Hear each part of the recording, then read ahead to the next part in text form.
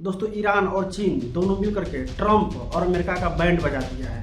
अब मैं ऐसा किस लिए कह रहा हूँ, तो इसके दो कारण हैं। पहला कारण तो ये है कि जो उसने स्ट्रेट ऑफ हॉर्मुज को ब्लॉक किया हुआ है, वो ईरान कह रहा है कि मैं खोल दूंगा, लेकिन शर्त ये रखा है कि उसे ऑयल खरीदना होगा मुझसे युआन में, यानी चाइनीज रुपए में।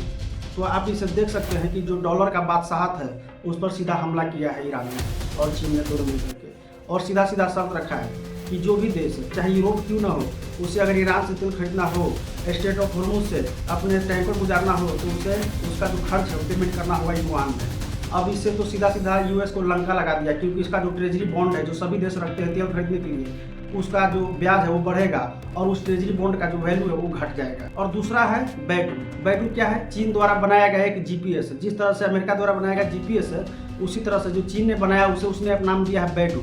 और इसके कारण ईरान का जो रॉकेट का हमला है वो दिन पर दिन प्रिसाइज हो रहा है, यानी और सटीक होते जा रहा है। पूरा दुनिया हैरान है कि ईरान का जो हमला है उसका तो जो फ्रिक्वेंसी वो कम हुआ है, यानी कम हमला कर रहा है, लेकिन वो पहले से अधिक सटीक हो रहा है। अब इसके पीछे राज क्या हो सकता है जानते हैं? बैडू। बैडू जो चीन का जीपीएस है उसकी सहायता से ईरान अमेरिकन और जो मिडल ईस्ट के देश है जैसे सऊदी अरब, यूएई इत्यादि देश है, उन पर हमला कर रहा है। तो जो बैडू की मदद से कर रहा है वो सटीक हो रहा है। बैडू किस तरह से मदद कर रहा है उनके रॉकेट को? तो जो नेविगेशन में होता है, नेविगेशन होता है रॉकेट को करने के लिए, वो inch by inch, centi by centimetre, वो बैडू उसको नेविगेट करता है ताकि सटीक निशाने पर जाके गिरे।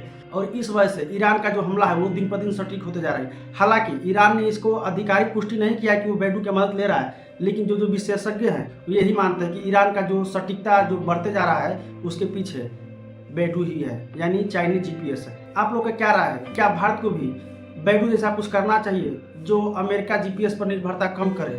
हालांकि हमारे पास है नाविक, लेकिन उस लेवल का नहीं है जिस लेवल का बैडू है। चीन ने जिस लेवल का टेक्नोलॉजी डेवलप किया है। वीडियो अच्छा लगा तो इसको लाइक कीजिएगा, सब्सक्राइब कीजिएगा चैनल को।